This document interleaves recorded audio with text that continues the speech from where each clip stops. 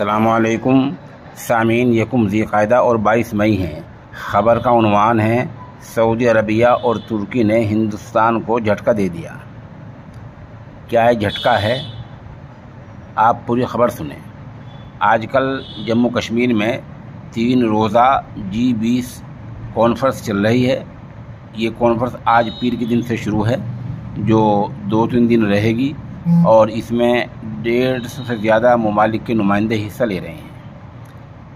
اس conference سے پاکستان نے دوری بنا لی ہے، اور پاکستان نے جو اس کے معاون اور حامی ممالک ہیں ان سے بھی اس سے دوری بنانے کی اپیل کی تھی، گزارش کی تھی۔ تو اس گزارش پر عمل کیا یا کیا ہوا؟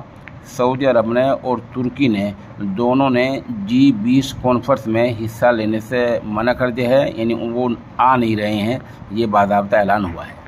ادھر پاکستان کے ایک اور ملک قریبی سمجھے جانے والے چین نے بھی G20 کانفرنس سے دوری بنا لی ہے۔ اس طرح 3 ملکوں کا یہ نام سامنے آیا ہے، چین، سعودی عرب اور ترکی۔ تینوں ملک کشمیر میں جو G20 ممالک کی اہم کانفرنس ہو رہی ہے اس میں حصہ نہیں لے رہے ہیں۔ بتا دیں، کشمیر میں جو منعقد ہو رہی ہے اس سے ہندوستان یہ پیغام دینا چاہتا تھا کہ کشمیر ہندوستان کا لازمی حصہ ہے، ہندوستان کا ہی لازمی عنصر ہے، کوئی اس کو الگ نہیں کر سکتا۔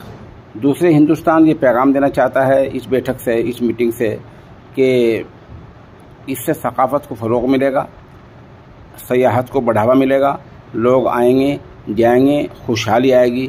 ہندوستان یہ 2 پیغام دینا چاہتا ہے۔ ان دونوں پیغام دینے میں ہمارا ملک بے حد کامیاب رہا ہے۔ ترکی، سعودیہ اور چین نے اس G20 کانفرنس کا بائیکاٹ کیا ہے، یعنی اس میں نہ آنے کا فیصلہ کیا ہے۔ البتہ ابھی تک ان ممالک نے اپنے نہ آنے کی وجہ کا اظہار نہیں کیا ہے۔